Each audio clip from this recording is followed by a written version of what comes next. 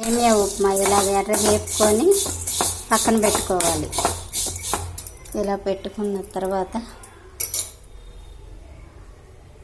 సేమియా ఉప్మాలోకి ఇంత ఆయిల్ సరిపోద్ది, ఎక్కువ వేయకూడదు. ఎక్కువ వేసామంటే బాగోదు, ఎగుటొచ్చేస్తుంది ఇది. అందుకని తర్వాత ఆవాలు వేయాలి. ఇది మరిగిన తర్వాత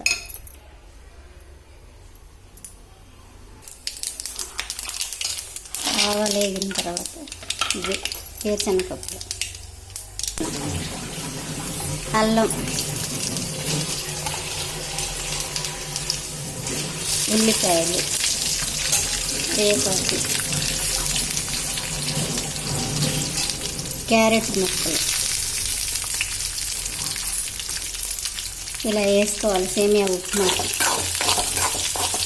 ఒక్క గరిటె ఆయిల్, ఒక్క స్పూన్, పెద్ద గరిటె అంటే ఉంటుంది. దీంతో ఒక్క స్పూన్ చాలు.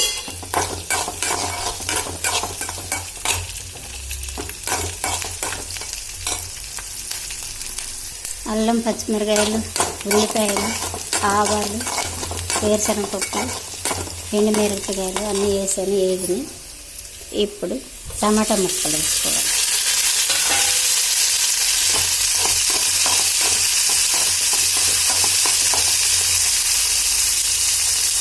క్యారెట్ ముక్కలు కూడా వేసాను. ఇప్పుడు తగినంత ఉప్పు, సాల్ట్ వేసాను. సేమియా ఈ గ్లాసులో సగం, అందుకే ఒక గ్లాస్ నీళ్ళుగా వస్తుంది ఎసరు కోసం. ఇప్పుడు ఇలా మరిగింది, దీనిలో ఇలా వేసుకోవడం.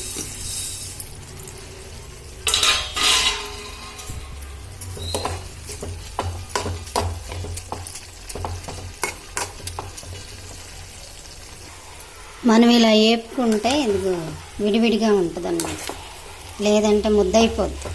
పచ్చిదైతే ముద్దయిపోద్ది. ఇది వేపుకోవాలి, దోరగా వేపుకుంటేనే బాగుంటుంది, రుచిగా కూడా ఉంటుంది.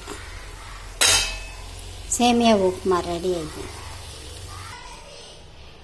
వేడి వేడిగా సేమియా ఉప్మా రెడీ.